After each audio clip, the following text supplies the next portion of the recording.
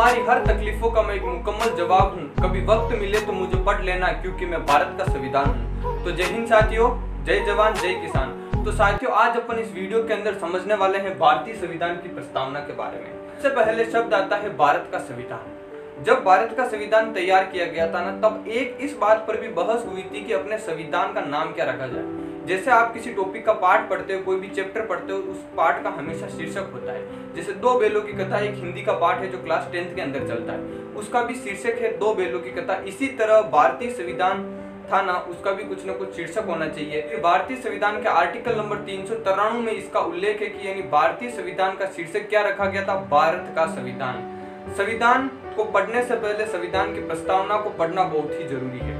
सबसे पहले एक आयोग का गठन किया था, बेरूबरी आयोग का गठन किया। अपने संविधान की जब बात चल रही थी, तब 9 दिसंबर 1946 को अपने संविधान की क्या हुई थी, पहली बैठक हुई थी।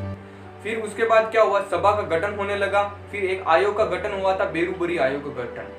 बेरूबरी आयोग ने भारतीय संविधान की प्रस्तावना को निरस्त कर दिया। इसने भारतीय संविधान की प्रस्तावना को स्वीकार नहीं किया। फिर एक दूसरे आयोग का गठन किया था, केशवानंद भारतीय आयोग का गठन किया था। केशवानंद भारतीय आयोग ने भारतीय संविधान की जो प्रस्तावना थी ना, उसको स्वीकार किया। और भारतीय संविधान की जो प्रस्तावना है ना, उसके बारे में कुछ कमेंट है, वो आपको याद रखना सबसे जरूरी है। भीमराव जी ने संविधान की कुंजी कहा है। जिस प्रकार आप राजस्थान की हिस्ट्री पढ़ते हो तो रणथंभौर दुर्ग की कुंजी जाइन दुर्ग को बताया है, जो जालोर दुर्ग है ना, उसकी कुंजी शिवाणा दुर्ग को बताया। उसी प्रकार भारतीय संविधान की कुंजी किसे कहा गया है, यानी प्रस्तावना को कहा गया है। अगर आप किसी भी चीज के ताले को खोलना है तो उसकी कुंजी आपके पास होना आवश्यक है। अगर आपको संविधान को अच्छी तरीके से पढ़ना है तो संविधान की प्रस्तावना आपके लिए उतनी ही जरूरी है। तो भारतीय संविधान की कुंजी किसने कहा था, भीमराव जी ने। इस ठाकुर दास ने इसे संविधान की क्या कहा था, आत्मा कहा था। और भारतीय संविधान का एक आर्टिकल आता है, आर्टिकल नंबर 32, जिसको भीमराव जी ने भारतीय संविधान की आत्मा कहा था। और आर्टिकल नंबर 19 आता है, जिसे बैकबोन ऑफ कॉन्स्टिट्यूशन यानी भारतीय संविधान की रीढ़ की हड्डी के नाम से जाना जाता था। के.एम. मुंशी ने भारतीय संविधान की जन्म कुंडली कहा है, क्योंकि संविधान की प्रस्तावना को भारतीय संविधान की जन्म कुंडली किसने कहा था, के.एम. मुंशी। जब आप भारतीय संविधान की प्रस्तावना पढ़ोगे ना, तो उसके अंदर कभी भी संघ और मताधिकार का कभी भी वर्णन नहीं किया गया, इन दो शब्दों का वर्णन नहीं किया। अपने जो संविधान की प्रस्तावना है ना, उसके अंदर अभी तक एक ही संविधान संशोधन हुआ था, वो है 42वां संविधान संशोधन। आगे समझते हैं भारतीय संविधान की प्रस्तावना क्या है। तो दोस्तों, अब अपन समझते हैं अपने संविधान की प्रस्तावना के बारे में। अपने संविधान की प्रस्तावना की जो पहली लाइन है ना, वो है हम भारत के लोग। यानी अपने संविधान के अंदर जो सर्वोच्च दर्जा है ना, वो जनता को दिया गया। यानी नहीं तो अपने देश के अंदर सर्वोच्च कार्यपालिका है और नहीं न्यायपालिका। अपने देश के अंदर जो सर्वोच्च है ना, वो कौन है, जनता है। हम भारत के लोग भारत को एक संपूर्ण प्रभुत्व संपन्न समाजवादी पंथ निरपेक्ष लोकतंत्रात्मक गणराज्य बनाने के लिए, यानी 42 के संविधान संशोधन 19 में ही ये तीन शब्द ऐड किए गए थे, समाजवादी पंथ निरपेक्ष एकता और अखंडता। समाजवादी का मतलब होता है अपने देश की जो सरकार है ना, वो समाज की भलाई यानी कल्याण के लिए सोचे। आप अभी इसका उदाहरण लेटेस्ट देख सकते हो, जैसे कोरोना की वैक्सीन। अपने देश के अंदर कोरोना की वैक्सीन सभी को फ्री लगी थी, बल्कि कुछ देश ऐसे थे जहां पर कोरोना की वैक्सीन के रुपए लिए गए थे, उनको फ्री वैक्सीन नहीं दी गई। लेकिन सरकार ने समाज की भलाई के लिए कोरोना की वैक्सीन को फ्री रखा। आप रोडवेज बस देख सकते हो, रोडवेज बस और प्राइवेट बस का किराया देख लेना। आप रेल की सुविधा देख सकते हो। तो सरकार हमेशा समाज की भलाई के लिए सोचती है, लेकिन अपने देश का संविधान पूंजीवादी नहीं है, समाजवादी यानी समाज के बारे में ज्यादा सोचता है। तो सरकार को भी एक बात का ध्यान रखना चाहिए कि जो चीज यानी जो वस्तुएं है ना, संसाधन है, वो जनता के डायरेक्ट कांटेक्ट में है, उनको कभी पूंजीवादी नहीं करना चाहिए, उनको हमेशा सरकारी रखना चाहिए। जैसे रेल, बस, मेडिकल चिकित्साएं और अपने देश की शिक्षा, इन चीजों को कभी भी पूंजीवादी नहीं करना चाहिए। दूसरा होता है पंथ निरपेक्ष। एक शब्द आता है धर्म निरपेक्ष, एक आता है पंथ निरपेक्ष।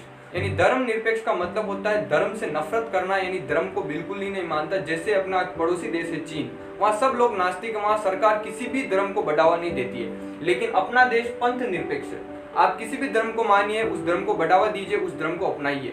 लेकिन जब आप किसी सरकारी संस्थान के अंदर होना, तो किसी भी धर्म के बारे में आप नहीं बोल सकते हो। यानी ये भारतीय संविधान के आर्टिकल नंबर 28 के अंदर खूब कहा गया है कि सरकारी खर्च से चलने वाले शिक्षण संस्थान में आप धार्मिक शिक्षा नहीं दे सकते हो। आप सरकारी नौकरी में हो तो धर्म से दूरी बना के रखिए, अपने धर्म को मानिए, लेकिन जब तक आप सरकारी कर्मचारी हो, अपनी ड्यूटी पर हो, तब तक आप धर्म से दूरी बना के रखिए। जैसे सरकारी स्कूल के अंदर सभी धर्मों को समान रूप से शिक्षा प्रदान की जाती है। एकता और अखंडता, अपने देश की एकता अखंडता आपको रखनी जरूरी है, क्योंकि अपने देश के बारे में कभी भला और बुरा नहीं कहना चाहिए। अपना देश सर्वोपरि है। भारत ही एकमात्र ऐसा देश है जहां लोग भारत को हमेशा माँ कहते हैं। उसके बाद में शब्द अपने संविधान के अंदर 3 प्रकार के न्याय हैं। हम भारत के लोग भारत को एक संपूर्ण प्रभुत्व संपन्न समाजवादी पंथ निरपेक्ष लोकतंत्रात्मक गणराज्य बनाने के लिए तथा समस्त नागरिकों को सामाजिक आर्थिक और राजनीतिक न्याय, कितने न्याय है? सामाजिक आर्थिक राजनीतिक न्याय। जब आप भारतीय संविधान की भाग संख्या 4 पढ़ते हो ना, DPSP direct principle of state policy, संविधान की भाग संख्या 4 जिसके आर्टिकल नंबर 38 के अंदर इन तीनों न्याय का वर्णन कर रखा है। नीति निर्देशक तत्व वे होते हैं जो सरकार के पास अवेलेबल है तो आपको उपलब्ध कराएगी। जैसे आपके पापा मम्मी को या दादा दादी जी को पेंशन मिलती है, 500 रुपए पेंशन के मिलते हैं या 750 रुपए मिलते हैं, वो सरकार के पास अवेलेबल है तो कराएगी। आप इसके लिए सुप्रीम कोर्ट में नहीं जा सकते हो, बल्कि मौलिक अधिकार हमेशा वाद विवाद योग्य होते हैं, इनके तहत आप सुप्रीम कोर्ट में जा सकते हो। संविधान की प्रस्तावना में कितने प्रकार के न्याय आपको सामाजिक आर्थिक और राजनीतिक न्याय की बात की गई। या आप याद रखना, कंपटीशन में पूछे भी जा सकते हैं कि संविधान में कितने प्रकार के न्याय की बात की गई। 3 प्रकार के न्याय। स्वतंत्रता, यानी आपको संविधान की प्रस्तावना में 5 प्रकार की स्वतंत्रताएं दी गई है। विचार, अभिव्यक्ति, विश्वास, धर्म और उपासना की स्वतंत्रता, यानी ये पूरा आर्टिकल नंबर 19 है ना, वो पूरा आ गया है। आर्टिकल नंबर 19 स्वतंत्रता का अधिकार, जिसे बैकबोन ऑफ कॉन्स्टिट्यूशन के नाम से जाना जाता है। कितने प्रकार की स्वतंत्रता है भारतीय संविधान की उपासना के अनुसार? आपको आप विचार, अभिव्यक्ति, विश्वास, धर्म और उपासना, किसी भी चीज पे विचार कर सकते हो, किसी के बारे में बोल सकते हो, किसी भी धर्म को अपना सकते हो, किसी भी सरकार की बुराई कर सकते हो, किसी भी सरकार की आप प्रशंसा भी कर सकते हो। और अपने संविधान के अंदर 3 शब्द आते हैं, समानता, बंधुता और स्वतंत्रता। ये जो तीनों शब्द अपने संविधान की प्रस्तावना है ना, उसमें फ्रांस की क्रांति के नारे थे। ये कहां से लिए गए? फ्रांस की क्रांति से 3 शब्द लिए गए थे। कौन से? समानता, स्वतंत्रता और बंधुता। ये फ्रांसीसी क्रांति के नारे थे, ये आप याद रखना। अपना संविधान आंशिक रूप से लागू हुआ था 26 नवंबर 1949 और पूर्ण रूप से लागू हुआ था 26 जनवरी 1950। अब ये क्या है? आंशिक रूप से लागू और पूर्ण रूप से लागू। अपने देश का संविधान था ना, वो 26 नवंबर 1949 को पूर्ण रूप से बन चुका था, लेकिन उसे लागू 26 जनवरी को किया, क्योंकि जो पहले जो एक बार कांग्रेस का लाहौर अधिवेशन हुआ था, उस समय क्या हुआ था, 26 जनवरी 1930 को ही स्वतंत्रता दिवस मना लिया गया था पहला। यानी अपन ने सबसे पहला स्वतंत्रता दिवस 26 जनवरी से मनाते आ रहे हैं। लेकिन अपना देश 15 अगस्त 1947 को आजाद हुआ था। जब संविधान की बैठक चल रही थी, संविधान की सभा चल रही थी, उसके अंदर संविधान में निर्णय लिया गया कि अपन स्वतंत्रता दिवस 15 अगस्त से मनाना स्टार्ट कर दिए, 26 जनवरी का महत्व खत्म हो जाएगा।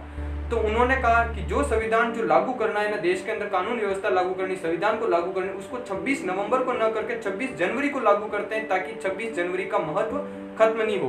बल्कि जो 26 नवंबर 1949 था ना, उस दिन कितने 16 आर्टिकल ही लागू किए गए थे। इनका वर्णन आर्टिकल नंबर 394 में स्पष्ट रूप से किया गया है। यानी 26 नवंबर 1949 को ओनली फॉर संविधान में 16 आर्टिकल लागू हुए थे, जिनमें नागरिकता के आर्टिकल और कुछ बाकी आर्टिकल थे, यानी जो आर्टिकल 394 में उनका उल्लेख किया गया है। फिर दिन आया था 26 जनवरी 1950, उस दिन अपने देश का संविधान पूर्ण रूप से लागू कर दिया। इस प्रकार अपने देश के संविधान की प्रस्तावना बनी थी, और प्रस्तावना के यही शब्द है जो सबसे ज्यादा आपको याद रखना है, जो हर कंपटीशन के अंदर पूछे जाते हैं। तो अपने देश की संविधान की प्रस्तावना क्या है? हम भारत के लोग भारत को एक संपूर्ण प्रभुत्व संपन्न समाजवादी पंथ निरपेक्ष लोकतंत्रात्मक गणराज्य बनाने के लिए तथा उसके समस्त नागरिकों को सामाजिक आर्थिक राजनीतिक न्याय, विचार, अभिव्यक्ति, विश्वास, धर्म और उपासना की स्वतंत्रता, प्रतिष्ठा और अवसर की समता प्राप्त कराने के लिए तथा उन सब में व्यक्तित्व की गरिमा, राष्ट्र की एकता और अखंडता सुनिश्चित कराने वाली बंधुता बढ़ाने के लिए दृढ़ संकल्प होकर हमारी इस संविधान सभा में आज तारीख 26 नवंबर 1949 एतत् द्वारा इस संविधान को हम अंगीकृत, अधिनियमित और आत्मसमर्पित करते हैं। जय हिंद साथियों।